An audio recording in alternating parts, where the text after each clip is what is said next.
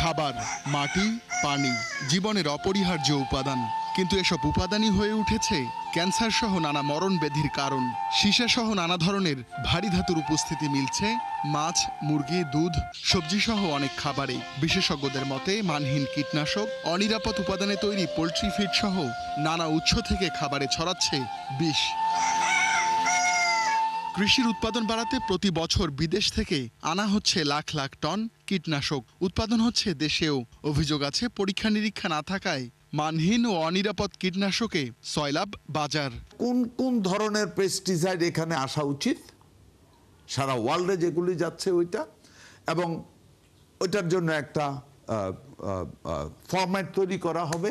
দীর্ঘ দাবির প্রেক্ষিতে কীটনাশক পরীক্ষার সিদ্ধান্ত নিয়েছে সরকার। এজন্য প্রয়োজনীয় অবকাঠামো ঠিক করতে আগামী সপ্তাহেই বৈঠকে বসছে সরকার। অবশ্যই পেস্টিসাইড এখানে ঢুকানোর আগে আমাকে কি কি চেক করব। মোটামুটি আমরা শিওর এই পেস্টিসাইড মানুষের স্বাস্থ্যের জন্য কতটুকু ক্ষতিকারক, এই পেস্টিসাইড মাছ এবং পানির জন্য কতটুকু ক্ষতিকারক, এই পেস্টিসাইড মাটির জন্য কতটুকু ক্ষতিকারক। মন্ত্রী জানান, কীটনাশক অনুমোদন দেওয়ার পদ্ধতিও ঠিক করা হচ্ছে। পিটাকের কমিটি পরে, আগে পিটাক যে কমিটি আছে এটা পরিবর্তন করার যদি প্রয়োজন হয় করব, যদি প্রয়োজন না হয় করব না। আগে হইল যে প্রোডাক্ট আসবে তার স্ট্যান্ডার্ড স্পেসিফিকেশনটাকে ফিক্স করতে হচ্ছে আমার। শুধু কীটনাশকের পরীক্ষা নয়, নিরাপদ খাদ্য কর্তৃপক্ষকে শক্তিশালী করার উদ্যোগও নেয়ার কথা জানান মন্ত্রী। বলেন, সংস্থাটিকে কৃষি মন্ত্রণালয়ের অধীনে আনতে মন্ত্রী পরিষদ সচিবকে চিঠি দিয়েছেন কৃষি সচিব।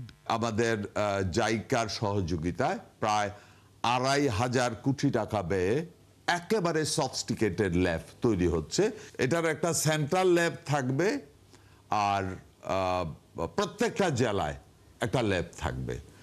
এই ফুড সেফটি অথরিটির মূল দায়িত্ব ফুডের যে কোনো ধরনের ফুড ওর আন্ডারে চলে যাবে, রাইট? যা লিখবে ওইটা বাস্তবে ওই ফুডে থাকতে হবে। যদিও বিশ্লেষকদের মত, নিরাপদ খাদ্য কর্তৃপক্ষ স্বাধীন সংস্থা হওয়া উচিত। রুহুল আমিন, ৭১, ঢাকা।